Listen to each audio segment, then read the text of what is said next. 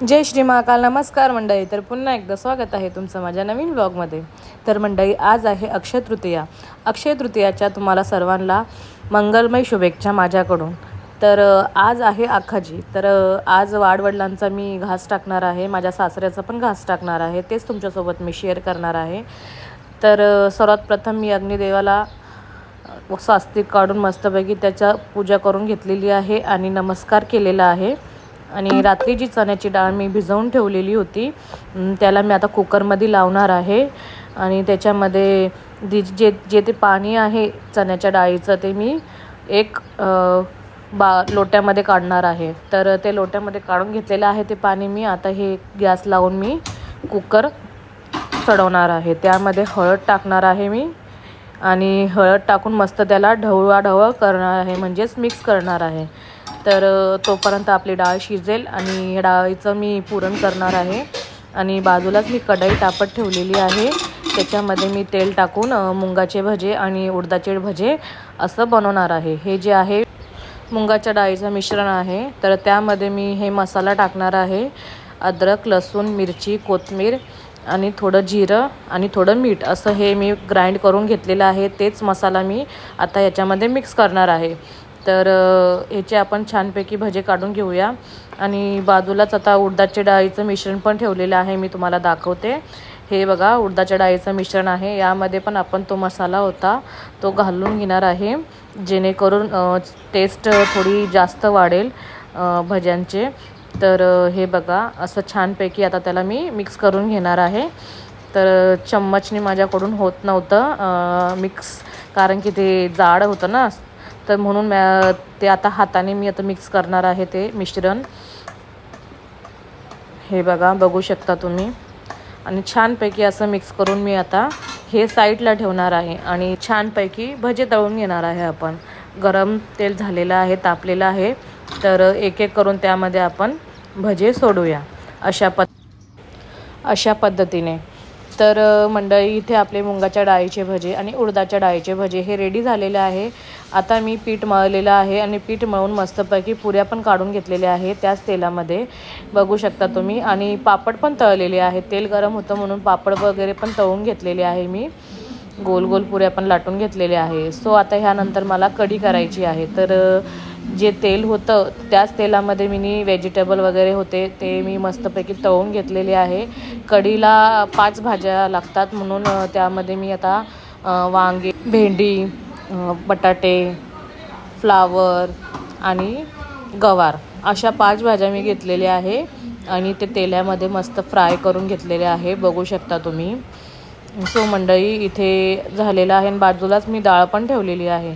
तर रात्रीची डाळ आहे, रात्रीची डाळ होती, तर ती वेस्ट नाही जावा म्हणून मी ती डाळ पण गरम करून घेणार आहे. आणि इथे मी आता रसईचा मसाला पण करत आहे. हे बघा, ह्याच्यात मी आता रसई करणार आहे. छानपैकी मसाला करून घेतला आणि रसई बनवून घेतली आणि ती एका बाउलमध्ये काढून घेतलेली आहे, टोपामध्ये. आणि ह्याच कढईमध्ये केलेली आहे मी. आता दुसरी कढई तापत ठेवलेली आहे. त्यामध्ये मी थोडं कढीपत्ता टाकलेला आहे, जिरं टाकलेलं आहे, मोहरी टाकलेली आहे आणि हिरवी मिरची, लसूण ह्याचं कूट करून ठेवलं होतं मी, ते पण आता मी त्याच्यामध्ये टाकणार आहे. सो हे बघा, तुम्हाला दिसतंय. सो मंडळी, आता ते मसाला मस्तपैकी देणार आहे आणि त्यानंतर मी टाकणार आहे टॅमॅटो. 2 टॅमॅटो मी मिक्सरमध्ये ग्राइंड करून घेतले होते. तर ते टमॅटो मी आता मसाल्यामध्ये सोडणार आहे. तर टमॅटो टाकल्यानंतर मी त्यामध्ये बेसन पण टाकणार आहे मंडळी. बेसन मी कच्चंच टाकणार आहे, कारण की ते तेलामध्ये चांगलं फ्राय होतं. आणि मागच्या टायमाला मी टाकून बघितलं होतं भाजून, तर एवढे खास कढी नव्हती लागलेली. आणि अशा पद्धतीने केली तर आम्हाला अशी कढी आवडते. आणि तुम्हाला असं वाटतं की असं ह्याच्यामध्ये लम्स वगैरे राहतील, तर असं काही नाही आहे. त्याच्यामध्ये 1 ग्लास पाणी टाकायचं आणि ते लम्स वगैरे असतात ना, ढवळाढवळ करून ते काढून टाकायचं. आणि त्यानंतर मस्तपैकी मी हळद टाकलेली आहे. त्यानंतर टाकलेली आहे मी मिरची पावडर आणि मस्तपैकी ते मिक्स करून घेतलं. आणि त्यानंतर आता मी चिंचेचं पाणी टाकणार आहे. हे बघा, मी अर्धा तास चिंचेचं पाणी करून, म्हणजे चिंच मध्ये पाणी टाकून ते कमीत कमी अर्धा घंटा मी ते रेस्ट करायला ठेवला होता आणि ते आता मस्तपैकी मी चुरा करून तो टाकत आहे आणि थोडं पाणी टाकलेलं आहे मी कढीमध्ये, बघू शकता तुम्ही अशा पद्धतीने। तुम्हाला झूम करून पण दाखवते बघा, अशा पद्धतीने ही कढी झालेली आहे। आम्हाला खूप छान लागते, टेस्टी लागते, यम्मी लागते। अशा पद्धतीने करा तुम्ही, नक्की तुम्हाला आवडेल। बघू शकता किती सुंदर दिसत आहे अशी कढी। ह्यामध्ये तरी मी कोथिंबीर नाही टाकली।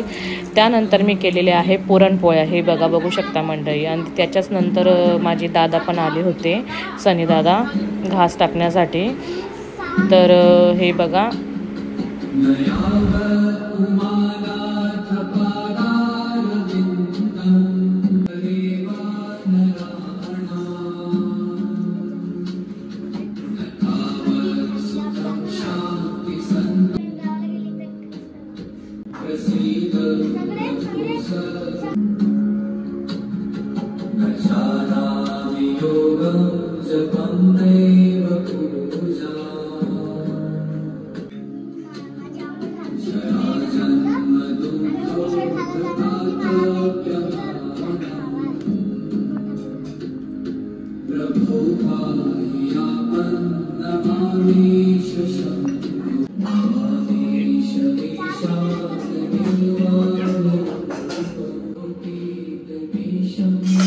दादांचा घास टाकल्यावर माझ्या हस्बंडनी घास टाकला, माझ्या मुलांनी घास टाकला, मी घास टाकला, मुलींनी घास टाकला आणि आमच्या सासऱ्यांना आम्ही नमस्कार केला।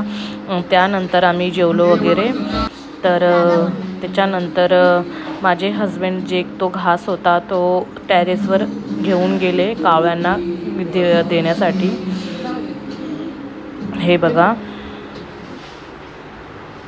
सो मंडळी, आता माझे हस्बंड तो घास घेऊन टेरेसवर जात आहे। हा व्हिडिओ माझ्या मुलीने घेतलेला आहे, मी नाही गेले, कारण की मी घरातलं काम आवरत होते, म्हणून मी घरातच होते। आणि किती छान पद्धतीने व्हिडिओ घेतला आहे बघा तुम्ही। आणि कावळे पण किती छान छान आलेले बघा। आणि हा कावळा बघा कसा वाट बघतोय आणि ओरडतो पण ह्याला बघून। खूप छान वाटलं हा व्हिडिओ बघून। आणि माझ्या एवढीशा मुलीने हा व्हिडिओ कॅप्चर केला। आता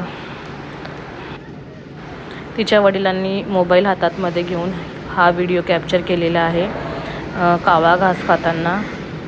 सो मंडळी, त्यानंतर मी जेवण केलं नव्हतं, तर मी जेवण करायला बसले।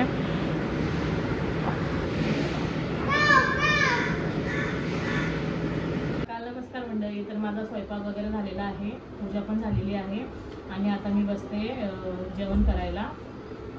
जास्त काही घेतलेले नाही मी, पुरणाची पोळी आणि हे बघू शकता तुम्ही, आणि आमरस घेतलेला आहे। तर हेच खाणार आहे मी, आणि इथंच मी माझ्या ब्लॉगला एंड करते। व्हिडिओ आवडला असेल तर नक्की लाईक करा, शेअर करा, कमेंट